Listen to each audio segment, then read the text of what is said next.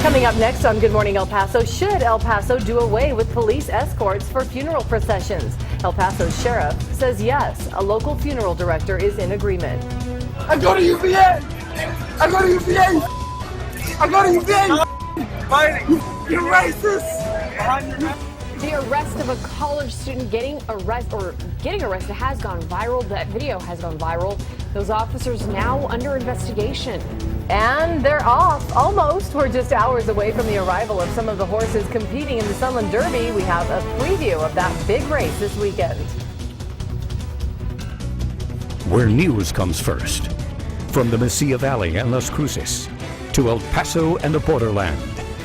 This is ABC7's Good Morning El Paso. Good morning at 6 a.m. Today promises to be a big day for sky watchers. A total solar eclipse is happening right now across the northern hemisphere. Here's a look at the partial eclipse in Rome just before its peak. Unfortunately, we won't see it here in the U.S. But also happening today, the vernal equinox. It marks the official beginning of spring. And to add to all that excitement, there will also be a supermoon tonight. That happens when the moon's orbit brings it closest to Earth.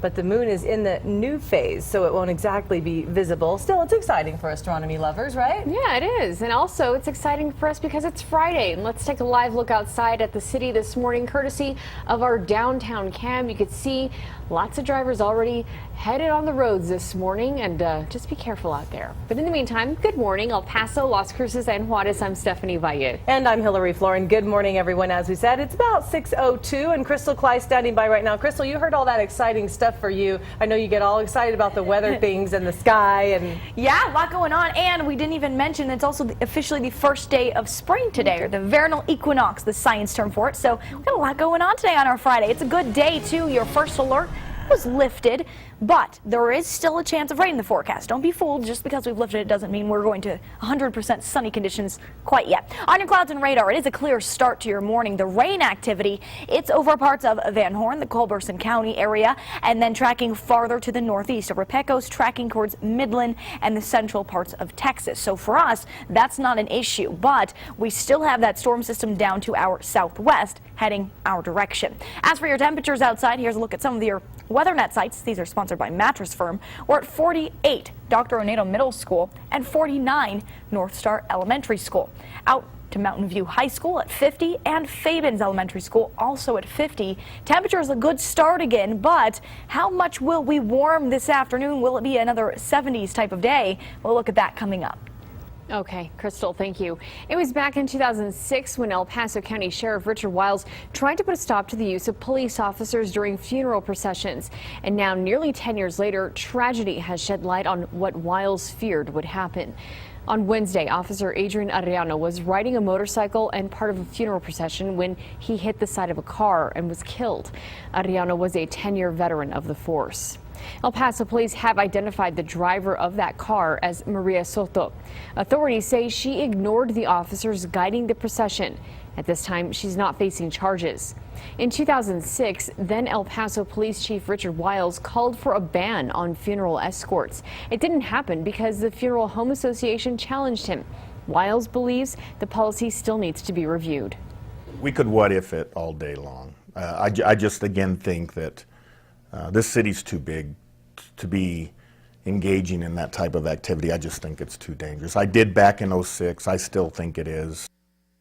The El Paso Police Department did not respond to our requests for more information on its off-duty police escorts. ABC7 did speak with a funeral director who worked with Arellano. Chris Lujan is the funeral director for Sunset Funeral Homes, and he says crashes and near misses are far too common during funeral processions.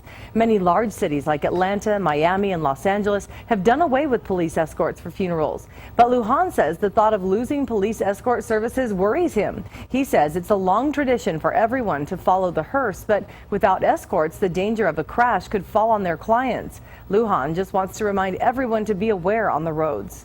We've seen where, you know, the policemen in in processions where they've actually stopped traffic and people are on their phone or they hit on their brakes all of a sudden. If we're on a certain lane where there's an off-ramp coming up, I see people cut into the procession and they get onto the on-ramp with no respect.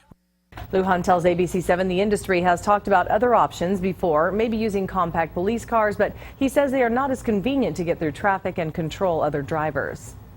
An update now on that deadly motorcycle crash we brought you yesterday on Good Morning El Paso. Police have identified the man killed as 25-year-old David Cedillo.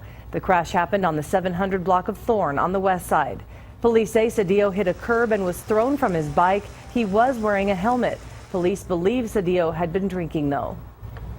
And new this morning, Texas is about to shelve its high school steroids testing program. State officials once touted it as a model for the rest of the country. Now, many of those who pushed for the program in 2007 are calling it a colossal misfire. The state has spent $10 million testing more than 63,000 public school students and has caught just a handful of cheaters. Lawmakers will likely defund the program by this summer. New Jersey and Illinois are the only other states that have statewide high school steroids testing programs. Allowing concealed handguns on Texas college campuses is one step closer to becoming a reality. The Texas Senate gave its final approval to the proposal yesterday. The bill only applies to public universities like UTEP. Private schools could still ban guns. The bill now heads to the GOP-controlled House. Supporters say the proposal will help protect students, but opponents argue it would make campuses less safe. Earlier this week, the Senate cleared a separate bill that allows Texans with gun licenses to openly carry handguns in most places. Problems on the UVA campus continue to fester this morning. The governor is opening an investigation now into the case of the student left with a bloodied face after being arrested by state liquor control agents. ABC's Valle has the very latest happening from Washington. Fighting. You're racist. The law enforcement agents seen in this viral video are facing a criminal investigation this morning. Their arrest of 20-year-old honor student Martise Johnson, leading to outrage on the UVA campus. No justice, no peace. And a promise from the governor. We're going to get to the bottom of it, and someone's going to have to answer for it. Hey, his head is bleeding. Yo, his head is bleeding. Johnson needed 10 stitches for the gash in his head after witnesses say the alcohol enforcement agents used excessive force, throwing him to the ground early Wednesday morning outside a bar popular with students. I go to UVA. I go to UVA. I go to UVA. Fighting. You're racist. You're racist. The college junior was charged with obstruction of justice and public swearing or intoxication. His attorney now speaking on his behalf. I'm shocked that my face was slammed into the brick pavement just across the street from where I attend school. Thousands of fellow students vowing to stand with him. Valle, ABC News, Washington. Well, switching gears right now at 6:08, the Kentucky Derby is just a month and a half away, and one race this weekend will have some major implications for that one. Yeah, the 13th annual Sunland Derby is only days away with one of the strongest lineups in race history ever. Good Morning El Paso's Luke Liddon is live with more. Luke. Hillary, Stephanie, we are currently at Cutter Aviation, where a little bit later today, several horses will arrive by plane for the big race. And one of those horses, called Firing Lane, is expected to win the Sunland Derby.